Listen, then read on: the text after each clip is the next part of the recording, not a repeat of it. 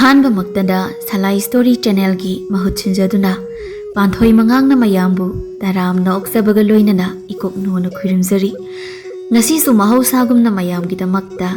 ꯅꯨꯡꯉꯥꯏꯔꯕ ꯐꯨꯡꯒꯥ ꯋꯥꯔꯤ ꯑꯃ ꯄꯨꯗꯨꯅ ꯂꯥꯛꯆꯔꯦ꯫ ꯋꯥꯔꯤ ꯑꯁꯤꯒꯤ ꯃꯃꯤꯡꯅ ꯀꯩ ꯑꯣꯟꯕ ꯉꯝꯕ ꯅꯤꯡꯊꯧ, ꯋꯥꯔꯤ ꯑꯁꯤꯕꯨ ꯏꯕꯤꯔꯛꯄꯅ ꯆꯦꯡ ꯃꯤꯇꯩ꯫ ꯍꯧꯖꯤꯛ ꯃꯌꯥꯝꯒꯤ ꯃꯐꯝꯗ ꯋꯥꯔꯤ ꯑꯁꯤ ꯈꯨꯗꯣꯜ ꯇꯝꯖꯔꯤ, ꯃꯌꯥꯝ ꯄꯨꯟꯅ ꯇꯥꯃꯤꯟꯅꯔꯁꯤ꯫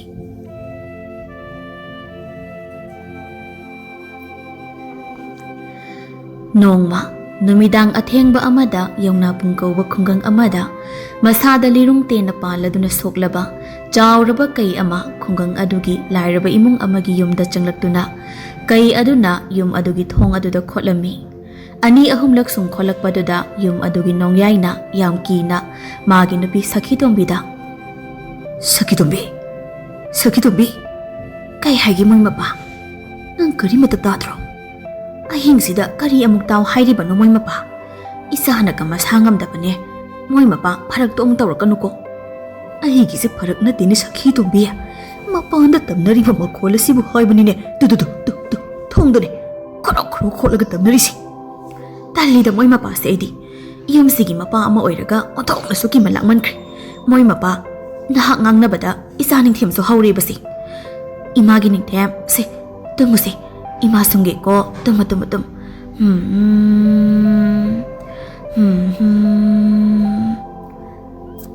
ꯍꯥꯏꯒꯨꯝꯃꯗꯅ ꯑꯩꯈꯣꯏꯒꯤ ꯊꯣꯡꯗꯔꯅꯦ ꯑꯁꯨꯛ ꯀꯟꯅ ꯉꯁꯥꯏꯗꯒꯤ ꯈꯣꯠꯂꯤꯕꯁꯤꯕꯣ? ꯃꯣꯏ ꯃꯄꯥ, ꯑꯩꯈꯣꯏꯒꯤ ꯊꯣꯡꯗꯅꯤꯅꯦ ꯈꯣꯠꯂꯤꯁꯦ꯫ ꯁꯣꯏꯗꯅ ꯍꯨꯏꯔ ꯍꯧꯗꯣꯡꯂ ꯑꯃ ꯑꯣꯏꯔꯝꯒꯅꯤ, ꯑꯃꯨꯛꯇ ꯍꯧꯒꯠꯂꯒ ꯇꯥꯜꯂꯨꯆꯨꯋꯣ꯫ ꯃꯣꯏ ꯃꯄꯥ ꯅꯪꯕꯨ ꯑꯝꯇ ꯇꯥꯜꯂꯨꯆꯣꯃꯤ, ꯏꯆꯥꯁꯤ ꯇꯨꯝꯃꯨ ꯌꯥꯗ꯭ꯔꯦꯃꯤ." "ꯇꯜꯂꯤ, ꯍꯨꯏ ꯍꯧꯗꯣꯡ ꯑꯣꯏꯔꯝꯗꯗꯅ ꯚꯨꯠꯀ ꯑꯣꯏꯔꯝꯅꯕꯗꯤ, ꯑꯩ ꯇꯜꯂꯤꯀꯣ ꯁꯈꯤꯇꯣꯝꯕꯤ." "ꯀꯃꯥꯏꯅ ꯇꯧꯅꯤ ꯑꯩꯗꯤ? ꯃꯣꯏ ꯃꯄꯥ ꯅꯪꯅꯦ ꯍꯌꯦꯡꯗꯒꯤ ꯐꯅꯦꯛ ꯁꯦꯠꯀꯦꯒ ꯁꯦꯠꯂꯣꯍꯦ꯫ ꯏꯃꯥꯒꯤ ꯅꯤꯡꯊꯦꯝ, ꯏꯃꯥ ꯑꯃꯨꯛ ꯂꯥꯛꯀꯦꯀꯣ, ꯇꯨꯝꯃ ꯇꯨꯝꯃꯨ꯫ ꯏꯃꯥꯅꯦ ꯃꯄꯥꯟꯗ ꯍꯨꯏ ꯇꯥꯟꯒꯦꯀꯣ." "ꯀꯗꯥꯏꯅꯣ ꯃꯣꯏ ꯃꯄꯥꯒꯤ ꯂꯤꯆꯩ ꯃꯔꯨꯗꯣ?" "ꯇꯨ ꯂꯨꯈꯨꯝꯗ ꯉꯥ ꯂꯩꯔꯤꯗꯨ." ꯁꯈꯤꯇꯣꯝꯕꯤꯅ ꯅꯣꯡꯌꯥꯏꯒꯤ ꯂꯨꯈꯨꯝꯗ ꯉꯥꯔꯤꯕ ꯂꯤꯆꯩ ꯃꯔꯨꯗꯨ ꯄꯥꯏꯗꯨꯅ ꯃꯃꯥꯡ ꯊꯣꯡꯗꯨ ꯇꯞꯅ ꯍꯥꯡꯂꯝꯃꯤ꯫ ꯑꯗꯨꯕꯨ ꯊꯣꯡꯗꯨ ꯍꯦꯛ ꯍꯥꯡꯕꯒ ꯆꯥꯎꯔꯕ ꯀꯩ ꯑꯃ ꯃꯁꯥꯗ ꯇꯦꯟꯖꯩ ꯃꯔꯨ ꯑꯃꯅ ꯄꯥꯟꯗꯨꯅ ꯏꯃꯨꯡꯗ ꯆꯦꯟꯁꯤꯜꯂꯛꯏ꯫ ꯃꯗꯨ ꯎꯕꯗ ꯁꯈꯤꯇꯣꯝꯕꯤ ꯌꯥꯝ ꯀꯤꯅ ꯈꯪꯄ꯭ꯔꯦꯛ ꯈꯪꯗꯨꯅ ꯃꯁꯥ ꯄꯨꯝꯕ ꯊꯛ ꯊꯛ ꯅꯤꯛꯇꯨꯅ ꯀꯩꯗꯨꯗ ꯌꯦꯡꯗꯨꯅ ꯂꯩꯔꯝꯃꯤ꯫ ꯑꯗꯨꯕꯨ ꯀꯩ ꯑꯗꯨꯗꯤ ꯐꯃꯥꯡꯗ ꯗꯣꯝ ꯂꯥꯎꯅ ꯇꯨꯗꯨꯅ ꯂꯩꯈꯤꯔꯝꯃꯤ꯫ ꯇꯥꯟꯖꯥ ꯑꯗꯨꯗ ꯃꯆꯥ ꯅꯤꯡꯊꯦꯝꯗꯨ ꯈꯪꯀꯞ ꯀꯞꯂꯛꯂꯝꯃꯤ꯫ ꯃꯆꯥꯅ ꯀꯞꯂꯛꯄꯗꯨꯗ ꯁꯈꯤꯇꯣꯝꯕꯤ ꯀꯩ ꯑꯗꯨꯕꯨ ꯐꯅ ꯀꯤꯔꯝꯂꯕꯁꯨ ꯃꯆꯥꯒꯤ ꯈꯜꯂꯒ ꯀꯩ ꯑꯗꯨꯒꯤ ꯃꯊꯛꯇ ꯆꯣꯡꯗꯨꯅ ꯆꯦꯟꯁꯤꯜꯂꯛꯈꯤ꯫ ꯑꯗꯨꯒ ꯃꯆꯥ ꯅꯤꯡꯊꯦꯝꯕꯨ ꯀꯣꯟꯈꯠꯇꯨꯅ ꯀꯩ ꯑꯗꯨꯗ ꯃꯨꯟꯅ ꯌꯦꯡꯗꯨꯅ ꯂꯩꯔꯝꯃꯤ꯫ "ꯀꯩꯗꯧꯔꯤ ꯃꯃꯥ? ꯃꯄꯥꯟꯗ ꯍꯨꯏ ꯑꯃꯠꯇ ꯂꯩꯔꯝꯗ꯭ꯔꯕꯣ? ꯑꯗꯨꯗꯤ ꯑꯩꯅ ꯍꯥꯏꯕ ꯆꯨꯝꯂꯝꯃꯅꯤꯅꯦ, ꯍꯥ? ꯚꯨꯠꯅ ꯇꯝꯅꯕ ꯑꯣꯏꯔꯝꯒꯅꯤ ꯍꯥꯏꯕꯗꯣ." "ꯃꯣꯏ ꯃꯄꯥ, ꯑꯩꯈꯣꯏꯒꯤ ꯏꯃꯨꯡꯗ ꯀꯩ ꯑꯆꯧꯕ ꯑꯃ ꯆꯪꯂꯛꯂꯒ ꯐꯃꯥꯡꯗ ꯇꯨꯝꯗꯨꯅ ꯂꯩꯔꯦ." "ꯀꯔꯤ ꯍꯥꯏꯕ ꯁꯈꯤꯇꯣꯝꯕꯤ? ꯑꯩ ꯈꯔ ꯀꯤꯒꯜꯂꯦꯅ ꯅꯪꯅ ꯑꯩꯉꯣꯟꯗ ꯑꯃꯨꯛ ꯂꯛꯅꯔꯛꯏꯕꯅꯤꯅꯦ." "ꯑꯁꯦꯡꯕꯅꯦ ꯑꯩꯅ ꯍꯥꯏꯔꯤꯁꯦ, ꯀꯃꯥꯏꯅ ꯇꯧꯁꯤ ꯍꯥꯏꯕꯅꯣ ꯃꯣꯏ ꯃꯄꯥ?" "ꯌꯥꯔꯦ ꯁꯈꯤꯇꯣꯝꯕꯤ, ꯑꯉꯥꯡꯅ ꯀꯞꯄꯤꯗꯣ ꯊꯦꯝꯂꯒ ꯑꯃꯨꯛ ꯇꯨꯝꯅꯕ ꯇꯧꯁꯤ, ꯀꯩ ꯀꯥꯏꯅ ꯋꯥꯊꯤ ꯋꯥꯔꯦꯝ." "ꯑꯗꯨ ꯁꯈꯤꯇꯣꯝꯕꯤ, ꯍꯟꯗꯛ ꯃꯔꯛ ꯑꯩꯈꯣꯏꯒꯤ ꯌꯥꯗꯥꯡꯒꯣꯜ ꯆꯤꯡꯗ ꯀꯩ ꯑꯆꯧꯕ ꯑꯃ ꯂꯩꯌꯦꯅꯗꯤ ꯍꯥꯏꯅꯕꯅꯦ. ꯊꯥꯖꯗ꯭ꯔꯒ ꯁꯟ ꯁꯦꯟꯕ ꯃꯪꯀꯤꯗꯣ ꯑꯗ ꯍꯪꯉꯨ, ꯃꯥꯗ ꯅꯠꯇꯦ, ꯕꯖꯃꯅꯤꯁꯨ ꯑꯅꯤꯔꯛ ꯊꯦꯡꯅꯔꯦ ꯍꯥꯏꯕꯅꯦ. ꯑꯗꯨꯅꯅꯦ ꯀꯥꯏꯗꯅꯣ ꯃꯁꯛ ꯈꯪꯗꯕ ꯃꯤ ꯂꯥꯛꯑꯒ ꯆꯤꯡꯗ ꯁꯥ ꯇꯥꯜꯂꯤꯅꯦꯅ ꯊꯥꯡ ꯇꯦꯟ パꯏꯗꯅ ꯉꯥꯏꯍꯥꯛ ꯂꯩꯇꯅ ꯂꯥꯛꯏꯗꯣ. ꯉꯁꯤꯁꯨ ꯀꯥꯏꯗꯅꯣ ꯅꯍꯥ ꯃꯌꯥꯝ ꯑꯃ ꯊꯥꯡ ꯇꯦꯟ ꯄꯥꯏꯔꯒ ꯆꯤꯡꯗ ꯆꯪꯂꯛꯈꯤꯕꯅꯦ. ꯑꯗꯨ ꯁꯈꯤꯇꯣꯝꯕꯤ, ꯑꯩꯗꯤ ꯒꯟꯖꯥ ꯊꯛꯄ ꯕꯖꯃꯅꯤꯒ ꯃꯪꯒꯤꯒꯅ ꯍꯥꯏꯕ ꯋꯥꯁꯦ ꯁꯨꯛꯊꯥꯗꯤ ꯊꯥꯖꯗꯦꯍꯦ." "ꯅꯪꯗꯤ ꯒꯟꯖꯥꯗꯣ ꯊꯛꯇ꯭ꯔꯣ?" "ꯍꯥꯏ, ꯑꯩꯅ ꯊꯛꯄꯒ ꯃꯣꯏꯅ ꯊꯛꯄꯒ ꯃꯥꯟꯅꯗꯦꯅꯦ." "ꯑꯁ, ꯇꯟꯖꯥꯁꯤꯗ ꯀꯔꯤꯅꯣ ꯍꯦꯛꯇ ꯅꯥꯟꯊꯒꯤ ꯇꯧꯔꯛꯏꯁꯤꯅ." "ꯁꯈꯤꯇꯣꯝꯕꯤ, ꯑꯩ ꯃꯅꯨꯡ ꯆꯪꯒꯦ, ꯅꯪ ꯑꯃꯨꯛꯇ ꯄꯨꯗꯣꯟ ꯄꯥꯏꯔꯒ ꯉꯥꯏꯔꯨ ꯂꯥꯎ." ꯅꯣꯡꯌꯥꯏ ꯐꯃꯨꯡꯗꯒꯤ ꯀꯨꯝꯊꯗꯨꯅ ꯃꯈꯣꯡ ꯍꯥꯝꯅꯤꯡꯕꯒꯤ ꯃꯕꯨꯛ ꯄꯥꯏꯔꯒ ꯆꯦꯟꯊꯣꯔꯛꯄꯗ ꯆꯥꯎꯔꯕ ꯀꯩ ꯑꯗꯨꯅ ꯐꯝꯌꯥꯏ ꯑꯗꯨꯗ ꯀꯨꯜꯂꯒ ꯁꯣꯔ ꯐꯤꯐꯥ ꯐꯤꯐꯥ ꯍꯣꯜꯂꯒ ꯂꯩꯔꯝꯕꯗꯨ ꯊꯦꯡꯅꯔꯝꯃꯤ꯫ ꯃꯗꯨ ꯎꯕꯗ ꯅꯣꯡꯌꯥꯏ ꯀꯟꯅ ꯂꯥꯎꯔꯒ ꯐꯃꯨꯡꯗ ꯑꯃꯨꯛ ꯆꯣꯡꯁꯤꯟꯈꯤ꯫ "ꯑꯁꯤꯗꯤ ꯑꯁꯦꯡꯕꯩ ꯀꯩꯅꯤꯅꯦ ꯁꯈꯤꯇꯣꯝꯕꯤ, ꯑꯁꯦꯡꯕꯩꯅꯤꯅꯦ ꯁꯤꯗꯤ." "ꯑꯩꯅ ꯍꯧꯗꯣꯡꯅꯤ ꯍꯥꯏꯈ꯭ꯔꯕꯣ? ꯑꯗꯣ ꯀꯃꯥꯏꯅ ꯇꯧꯁꯤ ꯍꯥꯏꯕꯅꯣ ꯃꯣꯏ ꯃꯄꯥ?" "ꯏꯕꯥꯅꯤꯅ ꯀꯔꯤꯕꯨ ꯇꯧꯗꯣꯏꯅꯣ? ꯀꯩꯅ ꯑꯗꯨꯝ ꯇꯧꯔꯛꯂꯗꯕꯅꯤ ꯁꯈꯤꯇꯣꯝꯕꯤ." "ꯃꯗꯨ ꯌꯥꯔꯣꯏ. ꯅꯪ ꯁꯤꯔꯁꯨ ꯏꯆꯥꯗꯤ ꯃꯇꯨ ꯅꯥꯝꯃ ꯁꯣꯛꯄ ꯌꯥꯔꯣꯏ. ꯃꯣꯏ ꯃꯄꯥ, ꯏꯆꯥꯁꯦ ꯆꯦꯠꯅ ꯄꯝꯃꯨ. ꯑꯩ ꯆꯥꯛꯁꯪꯗꯒꯤꯅꯦ ꯊꯥꯡ ꯂꯧꯊꯣꯛꯂꯨꯒꯦ, ꯑꯗꯨꯒ ꯀꯩꯁꯦ ꯊꯤꯜꯂꯒ ꯍꯥꯠꯀꯦ." "ꯇꯜꯂꯤ, ꯑꯩꯁꯨ ꯅꯪꯒꯤ ꯅꯇꯨꯡꯗ ꯆꯥꯛꯁꯪꯗ ꯂꯥꯛꯀꯦ." "ꯃꯣꯏ ꯃꯄꯥ, ꯅꯪ ꯌꯥꯝꯅ ꯀꯤꯔꯒꯅꯅꯦ ꯅꯪ ꯑꯣꯏꯅ ꯀꯩꯒꯤ ꯃꯌꯥꯁꯤꯗ ꯂꯪꯁꯤꯜꯂꯒ ꯄꯤꯖꯅꯤꯀꯣ." ꯑꯗꯨꯒ ꯏꯃꯥ ꯏꯆꯥ ꯀꯩꯅ ꯅꯪ ꯆꯥꯔꯤꯉꯩꯗ ꯆꯦꯟꯖꯈꯤꯁꯅꯤ ꯍꯥ ꯀꯔꯤ ꯍꯥꯏꯕ ꯑꯗꯨꯗꯤ ꯑꯩꯒ ꯉꯍꯥꯟꯈꯩ ꯂꯩꯃꯤꯟꯅꯔꯤꯕꯤ ꯑꯩꯒꯤ ꯅꯨꯄꯤꯁꯤꯗꯤ ꯕꯨꯠꯇꯩꯁꯨ ꯀꯩꯗꯒꯤꯁꯨ ꯍꯦꯟꯅ ꯇꯝꯊꯤꯕ ꯑꯀꯤꯕ ꯅꯨꯄꯤ ꯑꯣꯏꯔꯝꯂꯕꯀꯣ ꯑꯗꯨꯒ ꯑꯩꯅ ꯉꯁꯤꯗ ꯈꯪꯂꯤꯕꯀꯣ ꯑꯦ ꯃꯥꯏ ꯃꯄꯥ ꯀꯩꯁꯤꯗꯤ ꯃꯁꯥꯗ ꯇꯦꯟꯅ ꯄꯥꯜꯂꯦꯗꯅ ꯑꯗꯨꯗꯤ ꯀꯩꯁꯤꯅ ꯉꯁꯥꯏꯗꯒꯤ ꯊꯣꯡ ꯈꯣꯠꯂꯤꯕ ꯑꯗꯨꯒ ꯏꯃꯨꯡꯗ ꯆꯪꯉꯛꯇꯨꯅ ꯂꯩꯔꯤꯁꯤꯗꯤ ꯃꯥꯒꯤ ꯃꯇꯦꯡ ꯄꯥꯡꯕꯤꯌꯨ ꯃꯊ꯭ꯋꯥꯏ ꯀꯟꯕꯤꯌꯨ ꯍꯥꯏꯔꯤꯕ ꯑꯣꯏꯔꯦ ꯍꯦ ꯀꯩ ꯑꯩꯅ ꯈꯜꯂꯤꯕꯁꯤꯅ ꯑꯆꯨꯝꯕ ꯑꯣꯏꯔꯕꯗꯤ ꯅꯪ ꯑꯩꯕꯨ ꯆꯥꯒꯅꯨꯀꯣ ꯑꯩ ꯅꯪꯒꯤ ꯃꯇꯦꯡ ꯄꯥꯡꯒꯦꯀꯣ ꯀꯔꯤꯅꯣ ꯁꯈꯤ ꯇꯣꯝꯕꯤ ꯅꯪꯅ ꯇꯧꯔꯤꯗꯨꯕꯣ ꯃꯗꯨ ꯃꯤ ꯅꯠꯇꯦ ꯀꯩꯅ ꯀꯩ ꯍꯣꯔꯦꯜ ꯀꯩꯗꯨꯒꯤ ꯃꯇꯦꯡ ꯄꯥꯡꯗꯨꯅ ꯃꯥꯅ ꯅꯥꯕ ꯐꯔꯀꯥꯟꯗ ꯀꯩꯗꯨꯅ ꯑꯩꯈꯣꯏ ꯂꯣꯏꯅ ꯆꯥꯔꯒ ꯆꯠꯈꯤꯗꯣꯏꯅꯤꯅꯦ ꯇꯥꯅꯤꯡꯗꯦꯗ ꯃꯣꯏ ꯃꯄꯥ ꯃꯤꯅꯕꯨ ꯇꯧꯕꯤꯃꯜ ꯈꯪꯗꯕꯒꯤ ꯋꯥꯅꯤ ꯁꯥ ꯀꯩ ꯎꯆꯦꯛ ꯋꯥꯌꯥꯁꯤꯡꯗꯤ ꯃꯣꯏꯒꯤ ꯃꯇꯦꯡ ꯑꯃꯨꯛ ꯄꯥꯡꯕꯤꯔꯕꯗꯤ ꯁꯤꯔꯕ ꯐꯥꯎꯕ ꯀꯥꯎꯗꯕꯅꯤ ꯇꯥꯏꯕꯪ ꯃꯤꯅꯕꯨ ꯃꯇꯦꯡ ꯄꯥꯡꯕꯤꯕ ꯃꯤꯅ ꯑꯄꯪꯕ ꯃꯇꯦꯡ ꯂꯧꯔꯤꯕ ꯃꯤꯗꯨꯅ ꯑꯁꯤꯡꯕꯅꯤ ꯍꯥꯏꯅ ꯈꯟꯅꯕꯒꯤ ꯋꯥꯅꯤ ꯏꯁ ꯑꯣꯟꯊꯣꯛ ꯊꯤꯅ ꯌꯨꯡꯂꯦꯗ ꯇꯦꯟ ꯃꯔꯨꯁꯤ ꯁꯠꯂꯕꯗꯤ ꯏ ꯍꯦꯟꯅ ꯊꯣꯛꯂꯅꯤ ꯑꯗꯨꯅ ꯍꯤꯗꯥꯛ ꯁꯦꯝꯂꯒ ꯑꯁꯣꯛꯄ ꯃꯐꯝꯁꯤꯗ ꯇꯩꯔꯒ ꯇꯦꯟ ꯃꯔꯨꯁꯦ ꯁꯠꯂꯒꯦ ꯑꯗꯨꯒ ꯍꯤꯗꯥꯛ ꯍꯥꯞꯂꯒ ꯐꯤꯅ ꯆꯦꯠꯅ ꯀꯤꯁꯤꯟꯗꯨꯅ ꯊꯝꯕꯤꯔꯒꯦ ꯁꯈꯤ ꯇꯣꯝꯕꯤꯅ ꯀꯩ ꯑꯗꯨꯒꯤ ꯃꯇꯦꯡ ꯄꯥꯡꯕꯗꯨ ꯎꯔꯒ ꯅꯣꯡꯌꯥꯏꯗꯤ ꯃꯆꯥꯅꯨꯄꯥ ꯅꯤꯡꯊꯦꯝꯗꯨ ꯄꯝꯅ ꯄꯝꯅ ꯊꯛ ꯊꯛ ꯅꯤꯛꯇꯨꯅ ꯌꯦꯡꯂꯒ ꯂꯩꯔꯝꯃꯤ ꯑꯁꯨꯝꯅ ꯑꯍꯤꯡ ꯑꯗꯨꯃ ꯂꯣꯏꯈꯤꯗꯨꯅ ꯅꯣꯡꯉꯥꯜꯂꯝꯗꯥꯏꯒꯤ ꯃꯇꯝꯅꯤ ꯁꯈꯤ ꯇꯣꯝꯕꯤꯅ ꯀꯩ ꯑꯗꯨꯗ ꯄꯥꯜꯂꯤꯕ ꯇꯦꯟꯖꯩ ꯑꯗꯨ ꯂꯧꯊꯣꯛꯄꯤꯗꯨꯅ ꯍꯤꯗꯥꯛ ꯁꯦꯝꯗꯨꯅ ꯑꯁꯣꯛꯄ ꯃꯐꯝ ꯑꯗꯨꯗ ꯇꯩꯁꯤꯟꯕꯤꯔꯒ ꯐꯤ ꯑꯃꯅ ꯀꯩ ꯑꯗꯨꯒꯤ ꯑꯁꯣꯛꯄ ꯃꯐꯝ ꯑꯗꯨꯗ ꯑꯃꯨꯛ ꯀꯤꯁꯤꯟꯕꯤꯔꯝꯃꯤ ꯑꯗꯨꯒ ꯁꯈꯤ ꯇꯣꯝꯕꯤ ꯃꯆꯥ ꯅꯤꯡꯊꯦꯝꯗꯨ ꯃꯄꯥꯗꯒꯤ ꯑꯃꯨꯛ ꯂꯧꯔꯝꯃꯤ ꯏꯆꯥ ꯅꯤꯡꯊꯦꯝꯁꯤꯗꯤ ꯑꯃꯥꯡꯕ ꯐꯥꯏꯔꯦꯗꯅ ꯃꯣꯏ ꯃꯄꯥꯁꯨ ꯑꯗꯨꯝ ꯄꯝ ꯂꯩ ꯅꯤꯡꯗꯥꯁꯤ ꯍꯣꯡꯗꯣꯛꯄꯤꯒꯦꯒ ꯈꯟꯕꯖꯥꯠ ꯅꯠꯇꯦꯕ ꯑꯗꯣ ꯉꯁꯤꯒꯤ ꯏꯆꯥꯒꯤ ꯑꯃꯥꯡꯕ ꯃꯅꯝꯁꯤꯗꯤ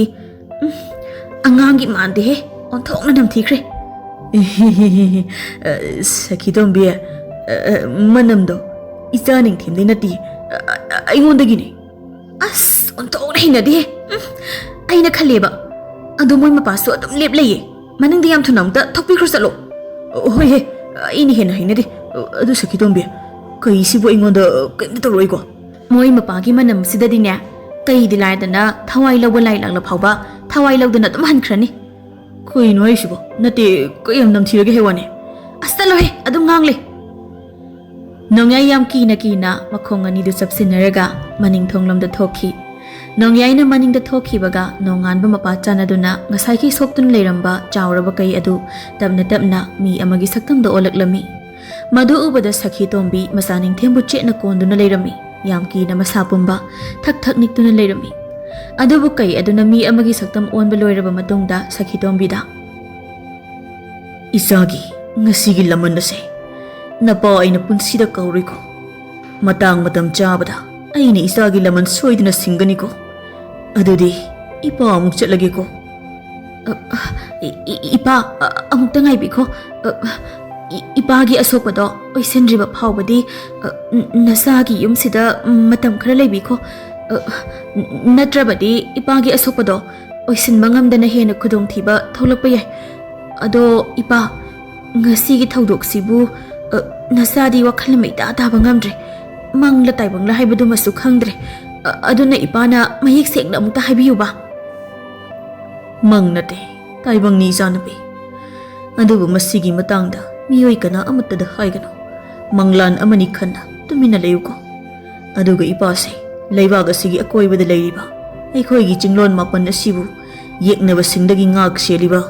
ꯎꯃꯪ ꯋꯥꯃꯪ ꯆꯤꯡꯄꯥꯠ ꯇꯨꯔꯦꯜ ꯀꯌꯥꯕꯨꯁꯨ ꯀꯣꯏꯁꯦꯟ ꯁꯦꯟꯅꯗꯨꯅ ꯑꯐꯕ ꯂꯩꯕꯥꯛ ꯑꯐꯕ ꯃꯥꯂꯦꯝ ꯑꯃ ꯊꯝꯅꯕ ꯍꯣꯠꯅꯔꯤꯕ ꯇꯥꯏꯕꯪ ꯁꯦꯝꯕ ꯃꯄꯨ ꯃꯥꯒꯤ ꯑꯆꯥꯟꯕ ꯃꯅꯥꯏꯅꯤ ꯑꯗꯨꯕꯨ ꯑꯩꯈꯣꯏ ꯃꯤꯑꯣꯏꯕꯁꯦ ꯌꯥꯝꯅ ꯐꯠꯇꯦꯅꯤ ꯏꯆꯥꯅꯨꯄꯤ ꯏꯆꯥꯅꯨꯄꯤꯒꯨꯝꯕ ꯋꯥꯈꯜꯂꯣꯟ ꯐꯕ ꯃꯕꯨꯛꯆꯦꯜ ꯆꯥꯎꯕ ꯃꯤꯕꯨ ꯏꯔꯩ ꯂꯩꯇꯦꯅꯦ ꯑꯗꯨꯅꯅꯦ ꯉꯁꯤ ꯏꯄꯥꯒꯤ ꯁꯤꯒꯤ ꯐꯤꯕꯝ ꯑꯁꯤꯗ ꯏꯆꯥꯒꯤ ꯌꯨꯝꯗ ꯌꯧꯔꯛꯂꯤꯕ ꯑꯁꯤ ꯍꯣꯏ ꯏꯄꯥꯁꯨ ꯈꯨꯜ ꯑꯁꯤꯒꯤ ꯑꯇꯩ ꯌꯨꯝꯗ ꯆꯪꯂꯝꯕ ꯌꯥꯏ ꯑꯗꯨꯕꯨ ꯏꯆꯥꯒꯤ ꯌꯨꯝ ꯑꯁꯤꯗꯅ ꯍꯦꯟꯅ ꯏꯄꯥꯒꯤ ꯑꯐꯕ ꯑꯣꯏꯒꯅꯤ ꯈꯟꯕꯗꯒꯤ ꯏꯆꯥꯅꯨꯄꯤꯒꯤ ꯌꯨꯝꯗ ꯏꯄꯥꯅ ꯃꯇꯦꯡ ꯂꯧꯕ ꯆꯪꯂꯛꯈꯤꯕꯅꯤ ꯑꯗꯨꯗꯤ ꯏꯄꯥꯁꯦ ꯂꯥꯏꯅꯤꯀꯣ ꯀꯩꯁꯨ ꯑꯣꯟꯕ ꯉꯝꯕ ꯃꯤꯁꯨ ꯑꯣꯟꯕ ꯉꯝꯕ ꯑꯗꯣ ꯏꯄꯥꯁꯦ ꯑꯇꯩꯁꯨ ꯑꯣꯟꯕ ꯉꯝꯕ꯭ꯔꯣ